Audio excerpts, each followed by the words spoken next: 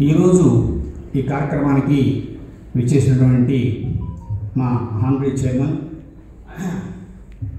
నరేంద్ర కుమార్ గారికి, అదేవిధంగా ఈ యొక్క సంస్థని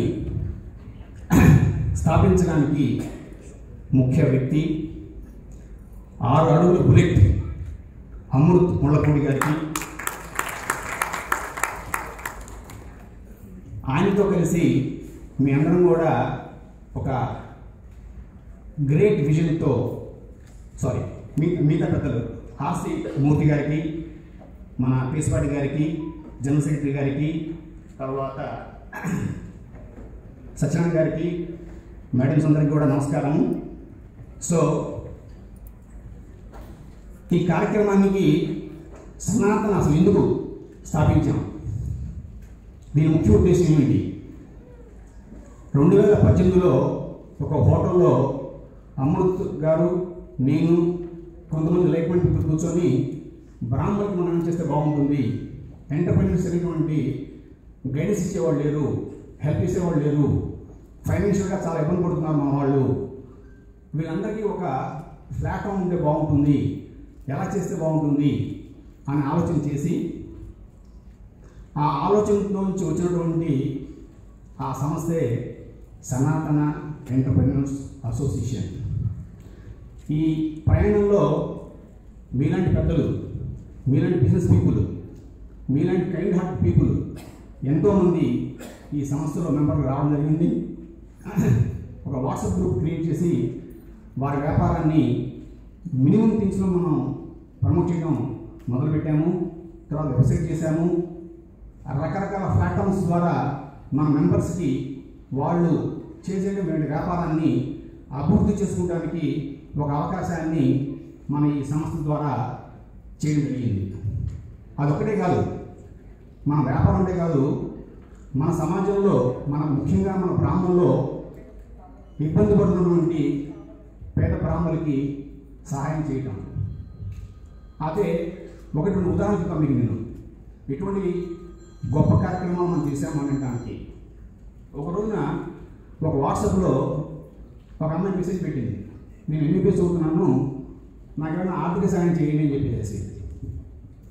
అది ఎలా వచ్చిందో తెలియదు, మా నోటీస్కి వచ్చింది. అది అమృత్ గారు వెళ్ళి మన నరేంద్ర కుమార్ గారికి చెప్పారు, మన చైర్మన్ గారు చెప్పారు, సరే ఇక్కడ ఆడపిల్లలో ఎంబీబీఎస్ చదువుకుంటున్నారా, ఆవిడ వరకు తెలియదు, ఏదో గ్రూప్లో మెసేజ్ వచ్చింది, చెప్తే రమ్మనండి మనం చేద్దాం, సాయం చేద్దాం, నాన్న ఉంది అని అన్నాడు.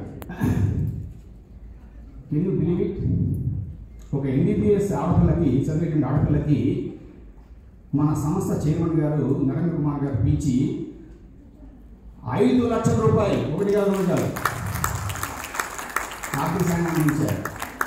అటువంటి గొప్ప హృదయం ఉన్నటువంటి వ్యక్తులు మన సంస్థలో ఉన్నందుకు, మా సంస్థకి పిల్లలుగా ఉన్నందుకు మీ అందరం కూడా గర్వంగా ఫీల్ అవుతున్నాము. వారి గురించి నేను చెప్పక్కర్లేదు.